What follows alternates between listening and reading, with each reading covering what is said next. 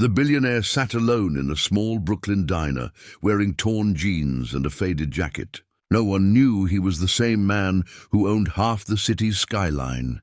The waitress called him Eli, thinking he was just another wanderer looking for warmth on a cold night. But as he reached for his coffee, a shiny detail caught a child's eye, a rare watch worth more than her mother's house. The little boy whispered, "That's a billionaire's watch. My grandpa showed me one just like that." Every sound in the diner stopped. The waitress froze, her hand trembling around the coffee pot. The man's eyes lifted, filled with shock and fear. Why was a billionaire pretending to be poor? And how did this little boy know his secret? Ethan Ward had once been known as the youngest billionaire CEO in New York. His name filled magazines, his face shone on billboards, and his every move was followed by people chasing success. But after his father's sudden death, Ethan's life felt hollow.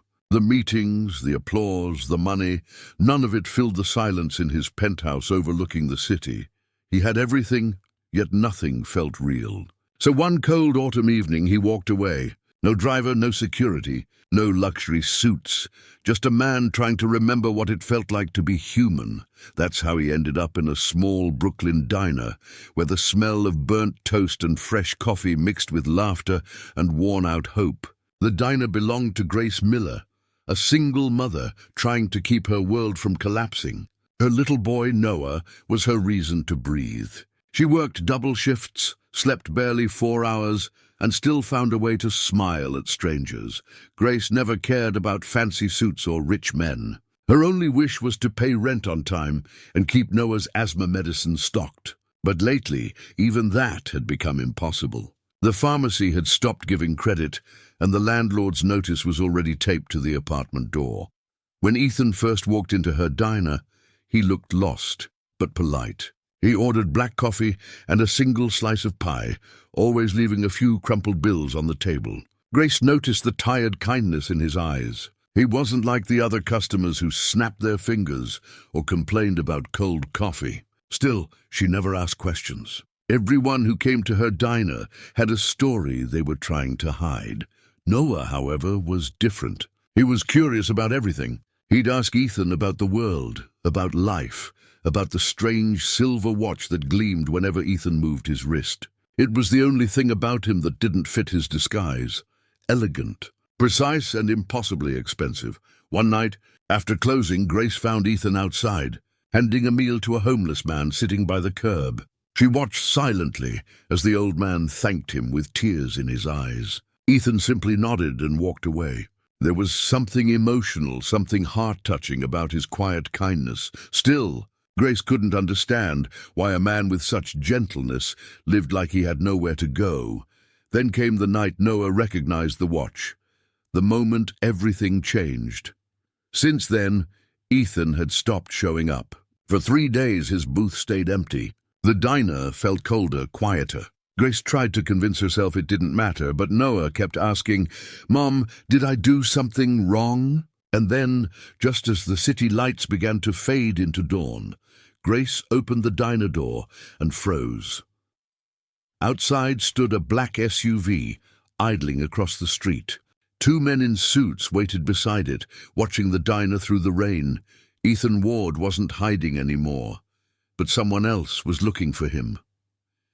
The morning after the black SUV appeared, Grace couldn't shake the unease in her chest. She tried to focus on her shift, but Noah's question lingered. Did I do something wrong? Around noon, the diner bell jingled softly. The world seemed to pause. Ethan stood at the door, unshaven, damp from the rain, and strangely nervous. Grace's relief was mixed with confusion. Why did he vanish for days? Why did he look like a man being hunted? He sat at his usual booth, avoiding her eyes. Noah ran to him with the innocence only a child could carry. "I'm sorry if I said something bad," the boy whispered. Ethan smiled faintly. "You didn't do anything wrong, buddy. Sometimes telling the truth just makes people notice too much." His voice trembled slightly, his hand brushing over the watch as if to hide it. Grace placed a plate of pancakes in front of him. "You don't owe us an explanation," she said softly. "But if you're in trouble, maybe we can help." He gave a small laugh. You already have, Grace, more than you know. Outside, rain fell harder, streaking the diner windows. Inside, the air thickened with quiet tension. Noah pulled out his notebook, showing Ethan a drawing of the watch, complete with its intricate logo and fine silver links. I searched online, he said proudly. It's called a Marcellus Platinum Edition. Only billionaires wear those. Is that true? Ethan froze. His fingers clenched, a bead of sweat forming at his temple. It's a gift, he managed to say, from someone who thought money could buy time. Grace frowned. That's not a watch for someone living on diner coffee and tips, Ethan. Who are you, really? Before he could answer, the door opened again. A man in a dark coat entered. Sharp eyes, expensive shoes, and a smirk that didn't belong in a place like this. He walked straight to Ethan's booth. Mr. Ward, the man said quietly, you're a hard man to find. Ethan's fork dropped to the floor.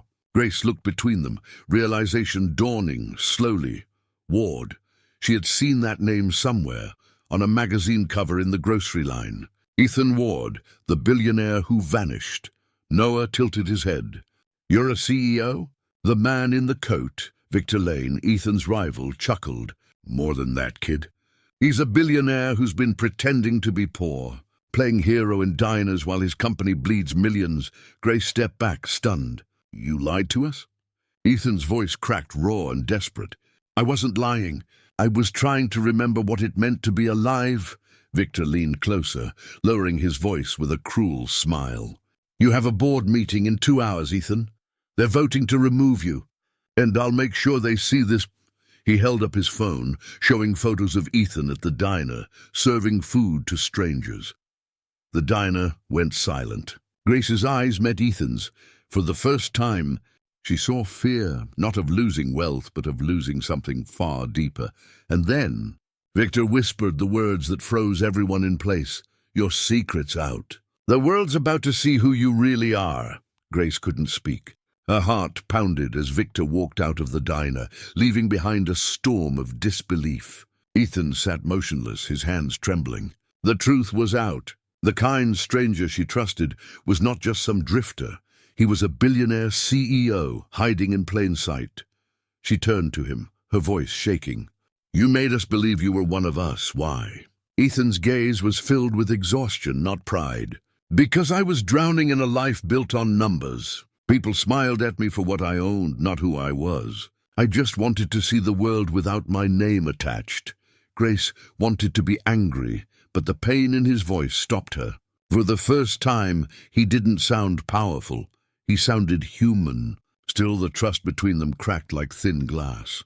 Noah broke the silence. Mr. Ethan, are those men going to hurt you? Ethan knelt beside the boy, his tone calm, but his eyes worried. Maybe not hurt me, but they'll try to take everything I care about. And right now, that includes you too. The words hung in the air like thunder. Outside, another black SUV slowed near the curb. Grace's stomach twisted. They're back. Ethan stood up abruptly. I have to go before they drag you into this. Victor's been after my company for years. If he proves I'm unstable, he wins everything. Grace caught his arm. So you just disappear again? Leave my son thinking it's his fault? Ethan looked down, guilt carving through him. I can't lose him either. He reminded me of who I used to be. Kind, curious, fearless. Just then a loud knock echoed through the diner. The manager from next door rushed in, holding an envelope. Grace, this was taped to your door. Her hands trembled as she opened it. Eviction notice. 48 hours. Noah's eyes filled with tears. Mum, what will we do? Ethan took the paper gently, reading it in silence. You'll stay here, he said firmly. I'll handle this, Grace frowned. Handle it how? You're hiding from your own world, he hesitated. Then maybe it's time I stop hiding. He pulled the luxury watch from his wrist, the one that had betrayed him, and placed it on the counter. This is what they recognize. Without it, I'm invisible again. Grace watched as he slid on his worn jacket, the man who once commanded skyscrapers now walking into the rain like a fugitive. Noah grabbed his sleeve. You promised you'd come back, Ethan's voice cracked. I will, but if I don't show up tomorrow, keep that watch safe. It's proof of who I really am. He turned, stepping into the downpour. The SUV's headlights swept across the diner windows, following him down the street. Grace stood frozen, clutching the watch, her reflection glinting in its polished face, and somewhere in the distance, the echo of a siren rose. Something terrible was about to happen. The night tore through the city with wind and thunder, as if the sky itself was angry. Grace couldn't sleep. She sat at the diner counter, the luxury watch lying before her like a secret too heavy to hold. The ticking sound felt louder than the storm outside. When morning came, news spread fast. Ethan Ward, the missing Billionaire CEO, had been found. But the headlines didn't tell the full story. They called him unstable, reckless, unfit to lead. They painted him as a man who had lost his mind, wandering through Brooklyn, pretending to be poor. Grace's heart sank. Victor had done it. He'd twisted the truth before Ethan could defend himself. By noon, the diner door opened again. Ethan stood there, soaked, bruised, and trembling. "I tried to speak," he said hoarsely. "They wouldn't listen." "Victor has the board in his pocket." Grace stepped forward, her anger colliding with empathy. "Then fight back. Show them who you really are." Ethan gave a broken smile. "How?" "They only see what he wants them to see." Before Grace could respond, Noah ran out from the back. "You came back. I told Mom you would." Ethan knelt down, holding the boy tightly. "I made a promise, didn't I?" His voice cracked under the weight of exhaustion and emotion. Then, as if on cue, the diner lights flickered. Through the window, a convoy of cars stopped outside. Men in dark suits poured out, umbrellas opening like black wings. Victor walked in, dry and smug, holding a folder in his hand. "Well," he began coldly, "the lost billionaire returns to his favorite diner." Touching, he turned to Grace. "You should thank him while you can. Tomorrow he won't even have his company name." Ethan stepped forward, shoulders squared. "This isn't about business anymore, Victor. You're not destroying a company. You're destroying people." Victor laughed softly. "People? You mean these two? The waitress and her kid? Do you know what your investors will say when they find out their CEO's been hiding out with them?" "It's over, Ethan." Noah, frightened but brave, pulled the watch from Grace's hand. He looked at Victor and shouted, "You can't take what's good about him. You can't buy kindness." For a moment, even Victor looked startled. Grace's eyes glistened as she whispered, "He's not the man you're trying to make him out to be." Victor ignored her, turning to his men. "Let's go. The press will be here soon. The world deserves to see this fallen billionaire beg." Ethan took a deep breath and looked at Grace. "I can't let them twist this anymore. I need to tell the truth, my way." Grace grabbed his hand. "Then do it. Don't run this time." He looked down at Noah, who placed the watch in his palm. "For luck," the boy said softly. Ethan nodded, tears forming. "For truth." And as he stepped outside into the pouring rain, hundreds of flashing lights suddenly filled the street. Reporters shouted his name. Victor smirked, ready to destroy him publicly. But Ethan kept walking toward the crowd, the storm roaring above, and the truth waiting to explode. The crowd outside the diner swelled as word spread that Ethan Ward, the missing billionaire CEO, had resurfaced. Rain poured harder, soaking his clothes, but Ethan didn't move. His heart pounded, not from fear, but from determination. He had run from his world long enough. Reporters shouted questions, their microphones pushing forward, their words sharp as knives. "Why did you disappear? Are the rumors true, Mr. Ward? Did you lose your company?" Ethan raised his hand, and slowly the noise fell silent. Grace and Noah stood inside the diner window, watching him with anxious hearts. Victor lingered nearby under an umbrella, ready to deliver the final blow. Ethan's voice, though soft, carried across the street. "You all want to know why I walked away? Because I forgot what it meant to see people. Not profits, not headlines, just people." The murmurs grew. Some whispered, others leaned closer. Ethan continued, his tone emotional and soul-stirring. "I built towers that touched the clouds, but ignored the ground beneath me. I thought money could fix pain, but all it did was build walls around me. Until I met a woman who worked 3 jobs just to feed her son. A woman who didn't ask for pity, only fairness. And a boy who reminded me that kindness is still stronger than power." Noah's eyes widened from the diner window. Grace covered her mouth, trembling. Victor stepped forward, sneering. "Beautiful speech, Ethan, but no one believes fairy tales anymore." Ethan turned to him. "Then let's talk truth." He pulled out a small flash drive from his jacket pocket. "This holds every document you've falsified, every deal you twisted while I was gone. I may have lost myself for a while, but I didn't lose my conscience." Victor's face paled. "You wouldn't dare!" "I already did," Ethan interrupted. "This went live 5 minutes ago. Every investor, every partner, every employee now knows the truth." The air seemed to freeze. Gasps rippled through the crowd. Victor's composure cracked as his phone buzzed with furious messages. "You'll ruin us both," Victor shouted. Ethan's eyes softened. "No, Victor, I'm saving what matters." He looked back at Grace and Noah through the rain, a faint smile breaking through his exhaustion. "This isn't about being a billionaire anymore. It's about being human." For a moment, everything was still. The reporters stared, unsure whether to cheer or question. Then suddenly the wail of police sirens echoed through the streets. Victor turned, realizing too late that the authorities were already closing in. 2 officers approached him, one holding out a warrant. Grace gasped, tears spilling freely. Noah whispered, "He did it, Mom. He really did." Ethan exhaled, his shoulders finally releasing the weight he had carried for years. But before anyone could speak again, one of the officers approached Ethan. "Mr. Ward," he said calmly, "you'll need to come with us too. There are questions only you can answer." The crowd erupted in shock. Grace rushed forward, but the officers were already leading Ethan away. He turned back one last time, meeting her eyes through the rain. "Don't be afraid," he said softly. "The truth always costs something, but it's worth it." And as the police car door closed, Noah clutched the watch against his chest, its ticking echoing like a promise that the story wasn't over yet.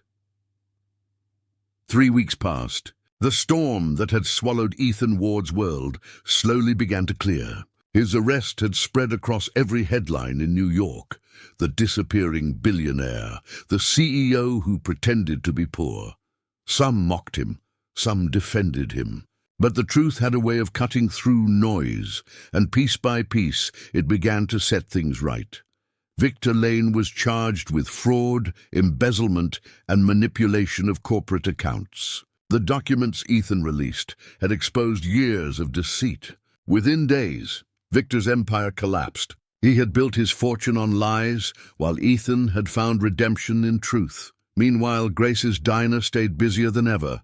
Locals who once hurried past now came in to show support. They'd whisper to Grace, "He changed something in this city." She would only smile, her eyes flickering toward the empty booth where Ethan used to sit. Noah kept the watch close, polishing it every night. The boy didn't understand all the headlines, but he knew one thing for sure. The man everyone was calling crazy had been the kindest person he'd ever met. Then, one morning, an envelope arrived at the diner. No name, just a gold-embossed seal. Grace opened it carefully. Inside was a simple note. "Truth doesn't destroy people. It sets them free. Thank you for reminding me of that. E.W." Along with it was a check, enough to cover her debts, the diner lease, and a small note written in a childlike scrawl beneath Ethan's signature, "For Noah's dreams, not his rent." Grace pressed the letter to her heart, tears spilling silently. She didn't want his money, but she understood what it meant. This wasn't charity. It was closure. It was gratitude. A week later, the final board hearing was held. Reporters waited outside, eager to see how the billionaire CEO's story would end. Grace and Noah came too, though she wasn't sure why. She just knew she had to be there. When Ethan entered, he no longer wore designer suits. His presence was quieter now, humbler, yet stronger than ever. He faced the board of directors, not as the untouchable man they once feared, but as a leader reborn. He spoke simply, "Money built walls around my heart, but people like Grace and Noah tore them down. I used to think being a billionaire meant having everything. Now I know it means giving everything you can." The room stayed silent for a long moment. Then one by one the board members nodded. The chairman stood, placing a hand on Ethan's shoulder. "Mr. Ward," he said softly. "The company still needs you, but this time lead it with your heart." The judgment was final. Ethan Ward was reinstated as CEO, not for his power, but for his kindness. Outside, the crowd cheered. Grace watched from a distance, Noah clutching her hand. Ethan approached them quietly. "I told you the truth costs something," he said with a gentle smile. "But sometimes it gives more than it takes," Grace nodded, her eyes full of pride. "You didn't just find yourself, Ethan. You found your time again." He looked down at Noah, who held up the silver watch. "It still ticks," the boy said proudly. Ethan chuckled softly. "That means it's still listening." He knelt beside Noah, unfastened the watch, and placed it around the boy's small wrist. "Keep it," he said. "It doesn't tell the time anymore. It tells the truth." Grace tried to protest, but Ethan shook his head. "It belongs to the one who recognized it first." Noah grinned, eyes shining. "And does that make me a billionaire too?" Ethan smiled, his voice warm and heart-touching. "No, kid. It makes you something rarer, someone who sees beyond money." Months later, a small foundation opened in Brooklyn, the Ward Foundation for Children's Health. The first clinic stood just 2 blocks from Grace's diner. Its sign read, "Inspired by a little boy who saw what the world ignored." Every morning, Grace walked past it with a quiet smile, the sound of Noah's laughter echoing behind her. And sometimes, when the sun hit just right, the reflection from a silver watch shimmered through the diner window, a silent reminder of a life-changing, inspirational and powerful act of truth. Because in the end, it wasn't the money or the empire or the headlines that mattered.